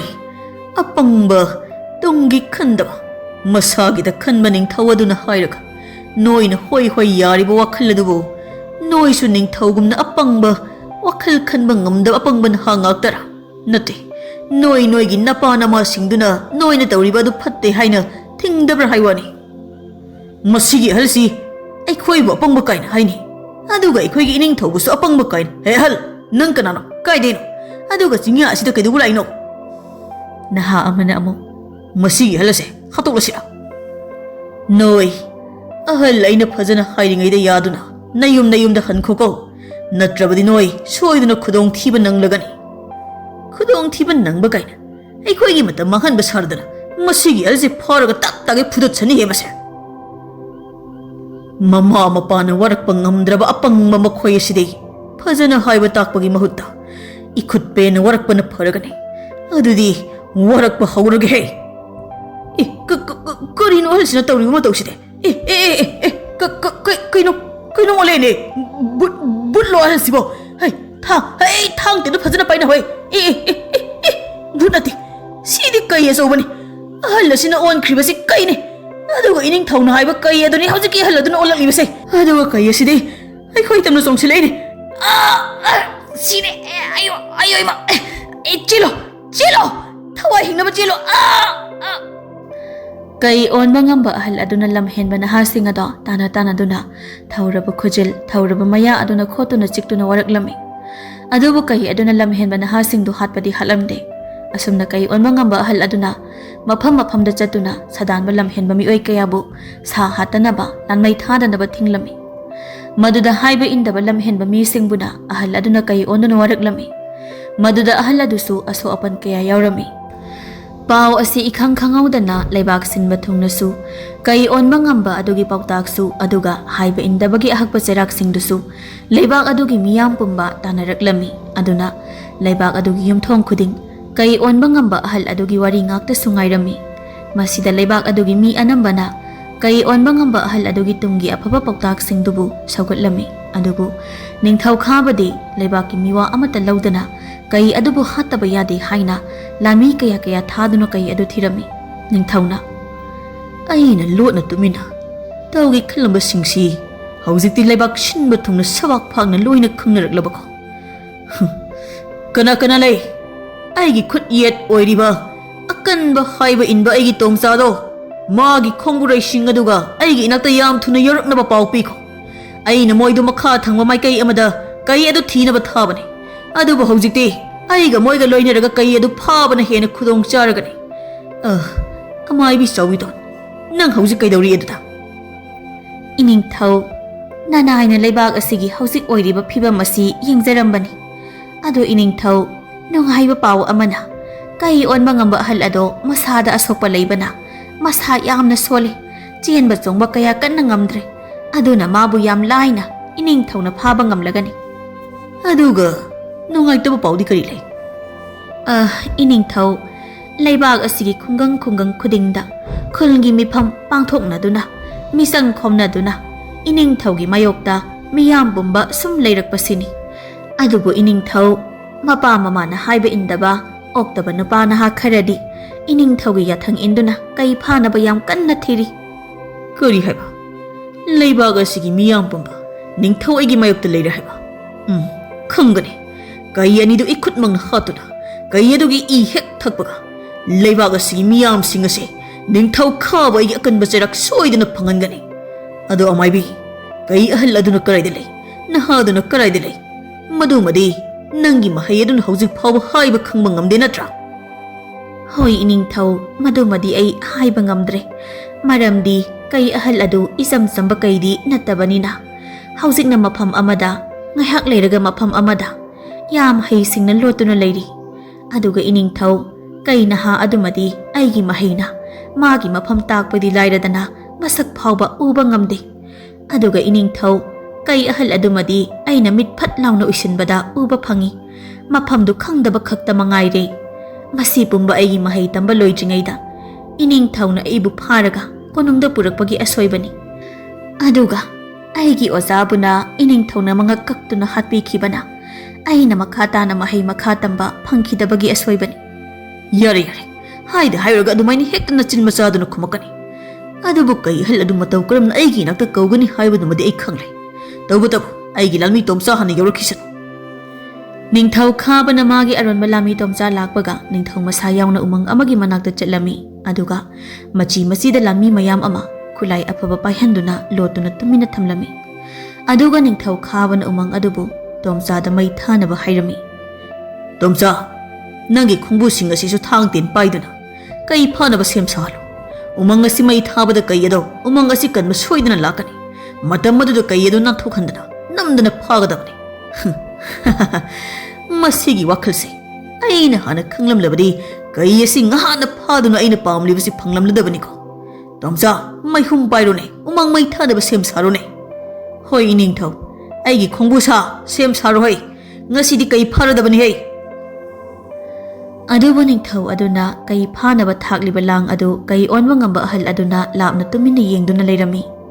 kai aduna lapna ning thau da yenglaga leibadu amai bi sawbi to na su khanglami ining thau umang asi mai tharabasu kai adadi laklaroi ining thau na kai adabu phana ba tawriba singase mana hana khangkhre kuri haiba amai bi sawbi to adudi aina tawriba singsi aremba loina tarabra hoi ining thau tu ada uriba singdum asida kai adu ining thau da munna yenglaga leire kai asina karigumba mafam asida laklabadi ma soidana ining thau gi makhuta sirani khangbadai lapna yenglaga leiribani iya on thongna singkhre ko masigi kai ase adubu mana kayam kuina engonda gi lotuna chengani lanmisa ada uriba singdum asi koisilu chalo kai na thogan ba yate aduga tomsa nangi mi singasida leibak asida leiriba ching umang singasi mai than gadabani hera kai na ngambra ai na ngambra yengba tare somdana leibaki hauji hauji oiriba paw asina sakhi tombidi masa ningthem gi khanbada yamna wajarami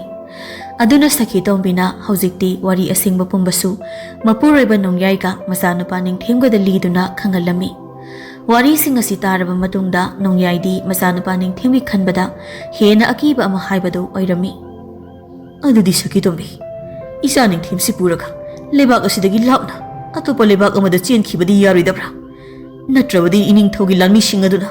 aigi isa busu phaba khatpa soidina laklagani ne adamoi mapa aikhoi ani gi isa ningthem gi ani subong pok asidi ipa aduna pibiramba mapok ni ne ahal aduna isa gi mapok asi pibiram drabadi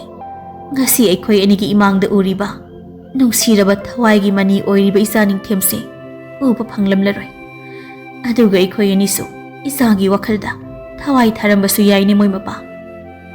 adudi sakhi tombe nangna haining libasi karino moi mapa aina haizaning pati aphaba achumba bukiduna miraiduna chenbagi mahutta lai gumlaba ahal adugi mateng pangsi aikhoi gi mang tak lagadaba leibak asibu tumgi khalaga kalamsi haibanine nangna haibu wadubu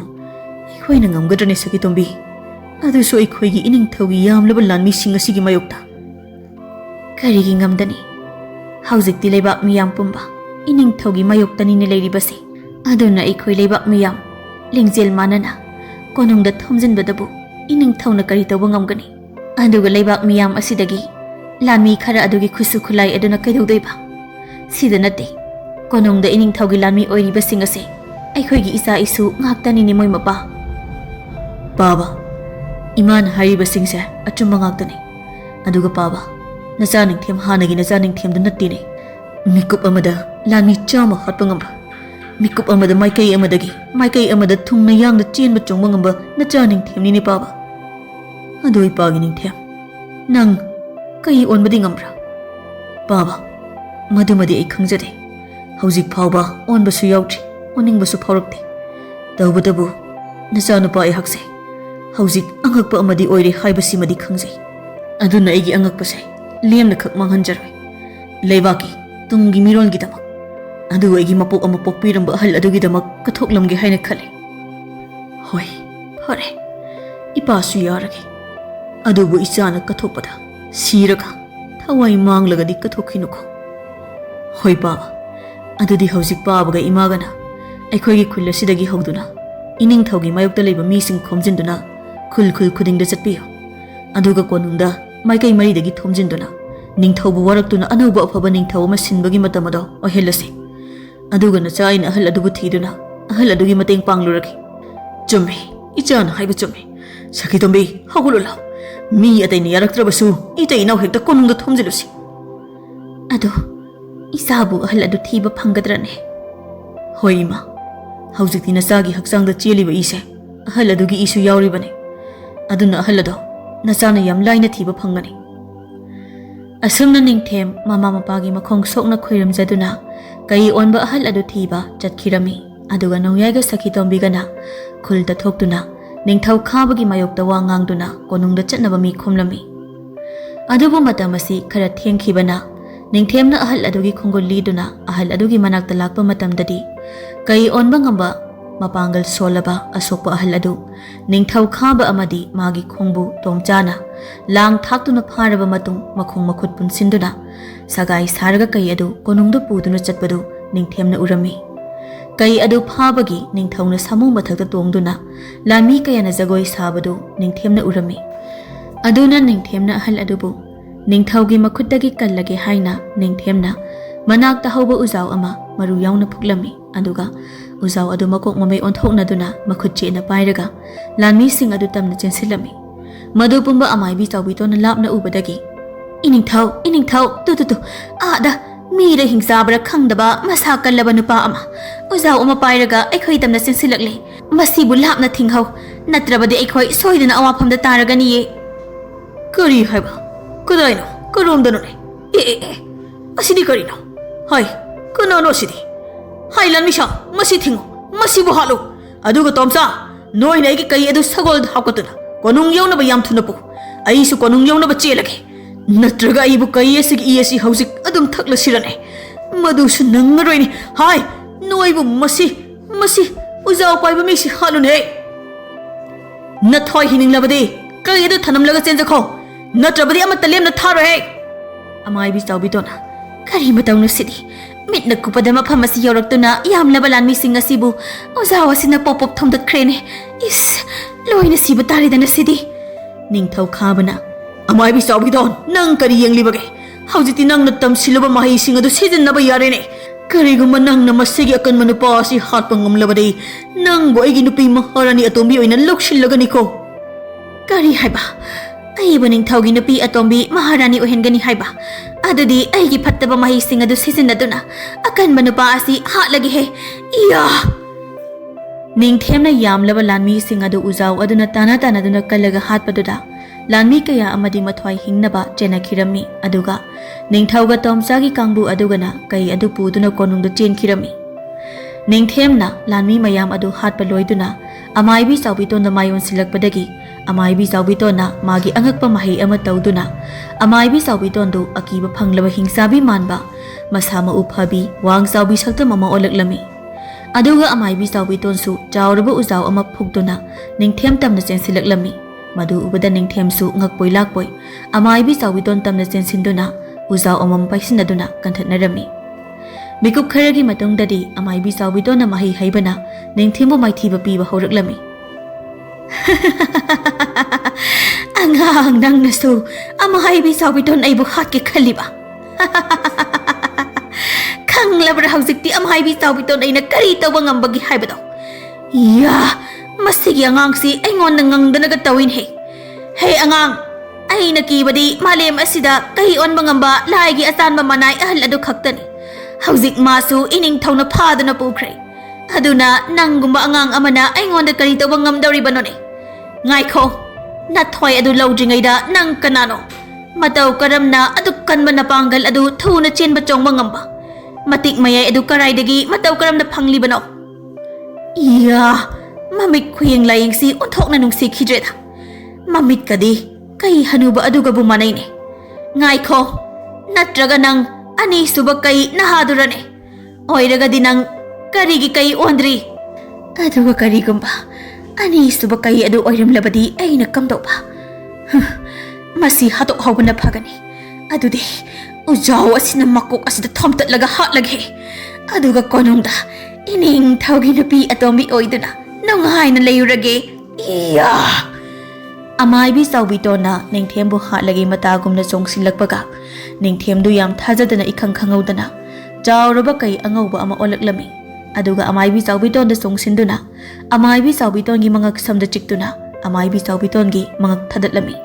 Aduga Masapum but Tauraba Kuzilna Kotuna, Machetana Tadatlamlaga, Ningtem Konungtamna, Yamna Yang Tuna Chelaklami.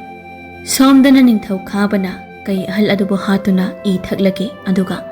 Masado Akanba Kai Onbangamba, Matik Mayay Leraba Ningtau Ama Oirage Matagumna, Makuta Tauraba Tangsang Ama Paiduna, Kai Ahal Adugi Mangak Samtam na Changlaklami. Danja Adu the Lebak Miyam na Maikay Kangdana Tomchilaktuna, Konong Adubu amang ata Tuhan Bahuruklami, Maduda Ningtau na Ipapakana. Hey, Tomcha! Karino Miyam Maginin Magimakultari Basibo. Ining Taugi Konungase. Lebak Miyam Hauruktuna, Akay ito'y Tuhan ba Hauruklido ining tau.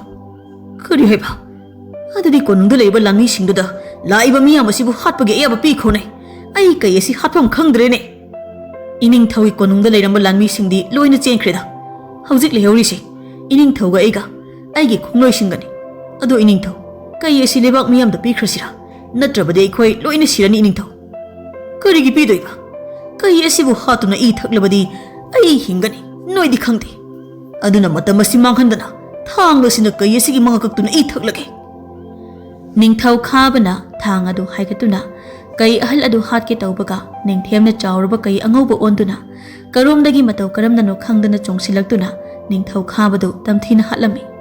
madu ubada tomsaga magi khongloi singada chen khirami adobu moisu lebak miyam aduna pharaga phubadagi sifam nafam khangdana loina sirami Asumna Lebak Miyamna Konungda Changlakpa Matamdadi, Ningtemga Ahal Aduga, Jauraba Kai Onduna, Asiba Ningtau Kabagi Manakta Lerambadu Urami. Madu Ubada Miyam Aduna Kai Aniduda Koiramduna, Asengba Masak Onabasu Hairami. Lebak Miyamgi Apambaduda, Ningtemga Ahal Adugana, Kai Dagi, Migi Saktam Amu Olaktuna, Lebak Miyam Aduda, Apaba Asengba Wakaya Am Hairami. Kai Ahal Adugi Wasingdu Tabada, Lebak Miyam na Peladuna, Kuba Kuduna, Apian Baharawa Pondok Lami. Aduga, Kai Ahal Aduna, Ningtembu, Lebaki Ningtau Oinasu Haplami, Kai Ahal Adugi Wadu, Lebak Miyam Nasu, Harauna Yaraduna, Lebak Adugi Ningtau, Ningtemna Oiduna, Lebak Adubu, Java Takba Wadaba, Nungshina Leminaba, Afaba Lebak Ama Oina Semkatlami. Aduga Kai Ahal Adudi, Hana Gumna, Lebak Adugi Umang Wamang, Jingpat Duril Singbungak Sin Bachat Kirami. Aduga Karigumba Kanda, Ningtemga Unaduna, Lebaki Apaba Wakaya Sutanaduna, Nungay ba Lebak Amasim.